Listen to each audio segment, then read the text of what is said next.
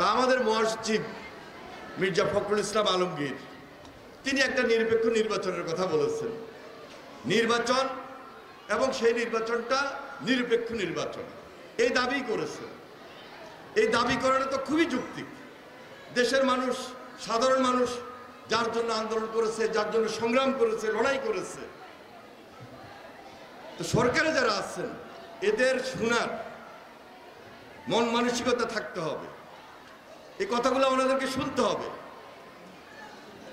এই কথাগুলো যদি না শুনেন, উপলব্ধি যদি না করেন, এবং বরং যদি বিএনপির মহাসচিব সম্পর্কে একটা কাউন্টার তৈরি হয়, এটা কিন্তু ঠিক হবে না। এটা জাতির জন্য আরেকটা ক্রান্তিকাল হয়ে যেতে পারে। কারণ পলাতক ফ্যাসিবাদ, এই বিতর্ক পলাতক ফ্যাসিবাদের জন্য একটা সুযোগ তৈরি হতে পারে না, এই সুযোগ দেওয়া যাবে না।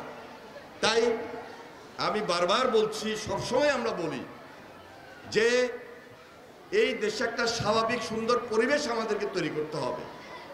এই প্রজন্মের জন্য, এই দেশবাসীর জন্য একটা টার্গেট, একটা লক্ষ্যকে সামনে রেখে, টার্গেট এবং লক্ষ্যটা কি, যে একটা সুন্দর বাংলাদেশ আমরা গড়ব। এবং সেই জন্য আমাদের একটা ঐক্যবদ্ধ প্রচেষ্টার প্রয়োজন।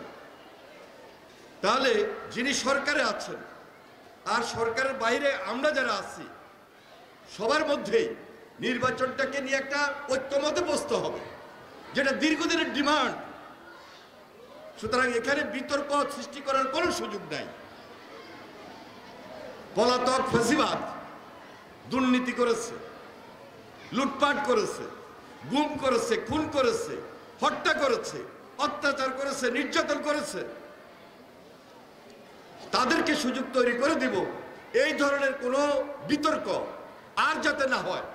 আমি বিশেষভাবে এই সরকারের, এই অন্তর্বর্তীকালীন সরকারের সবাইকে অনুরোধ করব, আলোচনার টেবিলে, গোল টেবিল আলোচনা হতে পারে।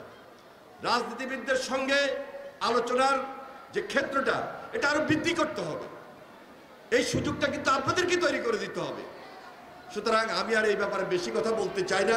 আমরা প্রত্যাশা করি, প্রত্যাশার জায়গা থেকে সেই একই কথা আলোচনার টেবিলে আপনারা ডাকবেন, সকল রাজনৈতিক দল নিয়ে বসে এটার সমাধান খুবই জরুরি। একটা যৌক্তিক সময় নির্বাচন, একটা দ্রুত সময় নির্বাচন, এবং সেই নির্বাচনটা অবশ্যই নিরপেক্ষ হবে। এটাই আমাদের প্রত্যাশা, এটাই আমাদের টার্গেট।